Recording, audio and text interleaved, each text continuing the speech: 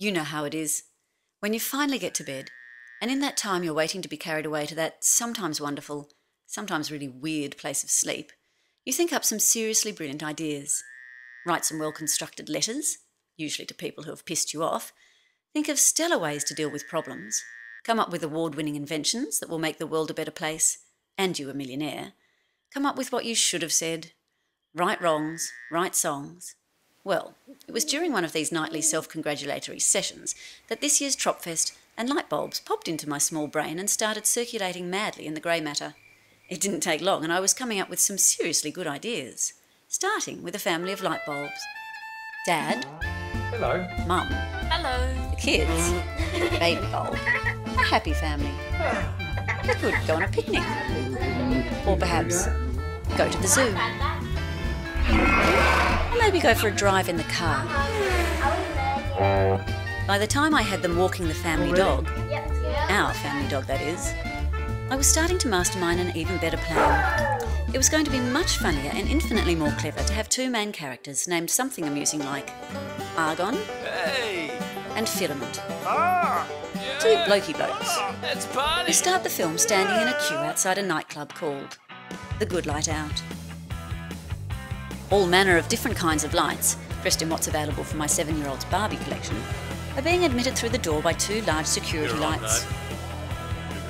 There are a couple of smaller, obviously way underage lights that try unsuccessfully to get in, then manage to slip through behind the security lights, who've been distracted by the super sexy bulb. Well, hello, boys. Are they lightsabers in your pockets, or are you displeased to see me? No, mate. Yeah, lightsabers.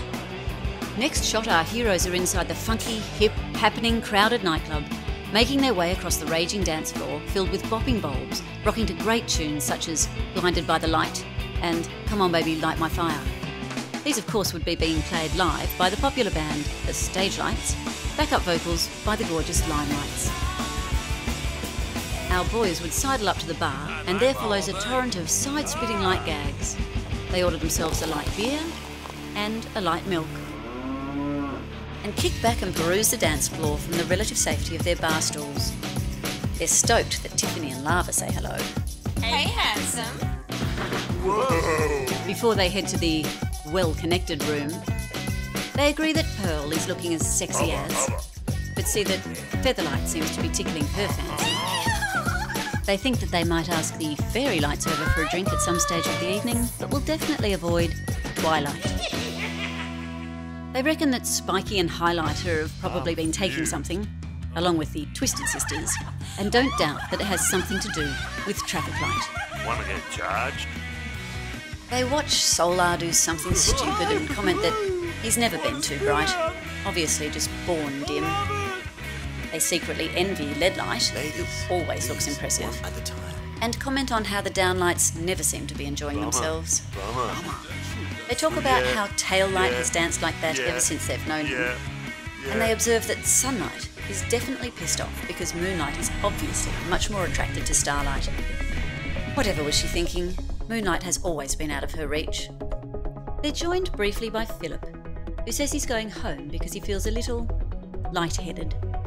They agree that Strobe is a show-off, always trying to steal the limelight.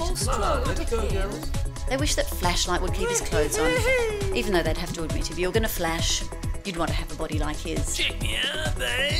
They're both turned on by Fluoro, who seems to be glowing this evening, and reckon they'd be more than happy to take her into any dark corner.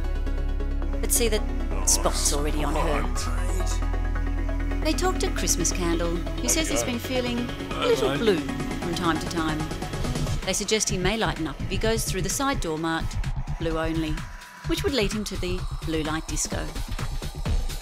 Of course, some late night disaster needs to happen. Someone needs to laugh too much and crack up, or drink too much and get smashed, and then be taken by ambulance. Shall we switch off then? No, let's go back to my place.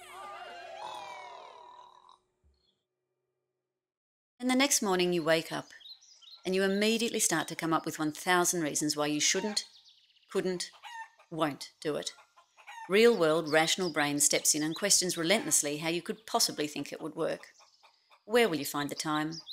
Where will you find the lights? And the ambulance? How other important things will suffer because you're spending time on something that will never come off. It'll just be another one of those unfinished projects. Somebody would have already come up with the idea and would have done it much better. The deadline's probably already passed. Oh, and don't forget, you've never made a film before and have no idea how to do it. Does your video camera even connect to your computer? So it gets stored away in that small box in your brain with all those other brilliant ideas that will never see the light of day. One thing having our 15-year-old son diagnosed with cancer has taught us is to reassess keeping things in boxes. Let the light from the light high. Let your light shine, people. Let your light shine. Shine.